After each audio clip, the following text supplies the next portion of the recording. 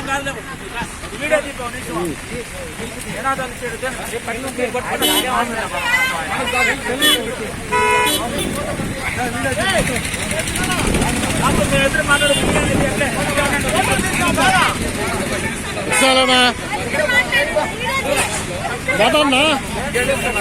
మాట్లాడ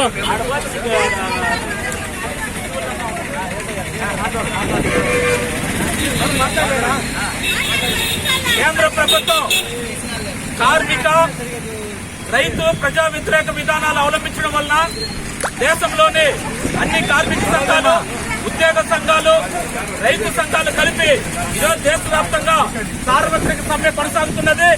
ఇప్పటికే ఈ జోరు వర్షంలో కూడా దేశవ్యాప్తంగా కార్మికులు, రైతులు, అన్ని రకాల ప్రజలందరూ కూడా ఈరోజు కథం చెప్తున్నారు.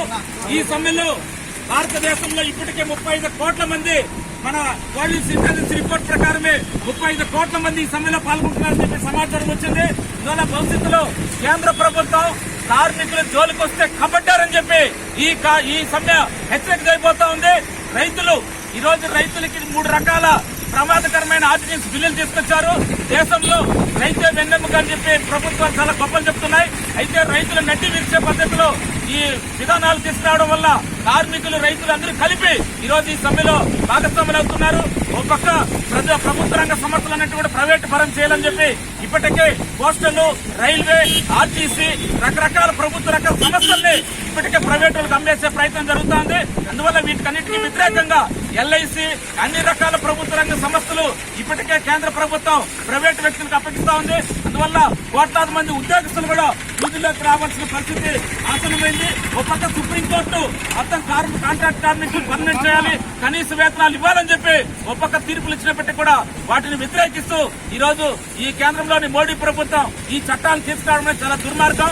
అందువల్ల ఈరోజు సిఐటియు, ఏఐటిసి, ఇతర కార్మిక సంఘాలు, ఫెడరేషన్లు అన్ని కలిపి ఈరోజు దేశవ్యాప్తంగా ఈ సమ్మెలో భాగస్వాములు అవుతున్నారు. ఇక్కడ ప్రజలందరూ కూడా ఈ సమ్మెలో భాగస్వాములు కావాలని చెప్పి అందరికీ, ప్రతి ఒక్కరికి మేము ఈ కార్మిక సంఘాల తరఫున మరొకసారి విజ్ఞప్తి చేస్తూ ఈ అవకాశం ఇచ్చి మీకు అందరికీ ధన్యవాదాలు చెప్తున్నారా.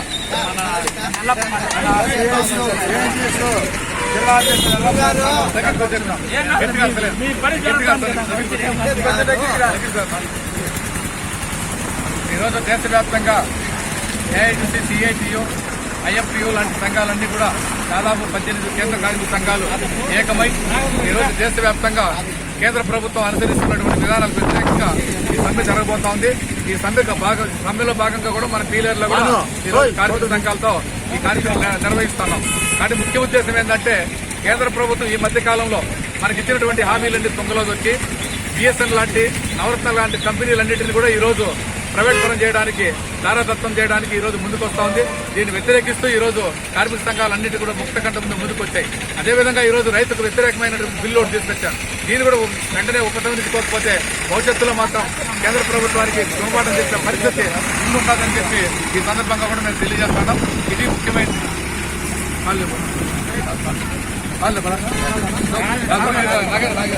ఓకే, థ్యాంక్ యూ, మీకు అందరికి థ్యాంక్ యూ.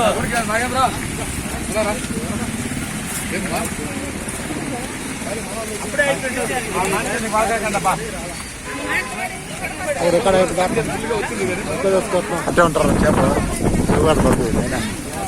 అట్లా పదండి, అట్లా బాండి, అట్లా బాండి.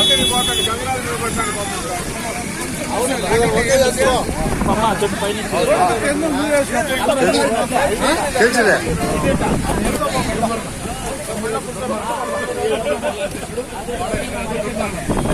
ఎంత పైనుంచి పడుతుంది అదే ఎట్లా జస్ట్ మిస్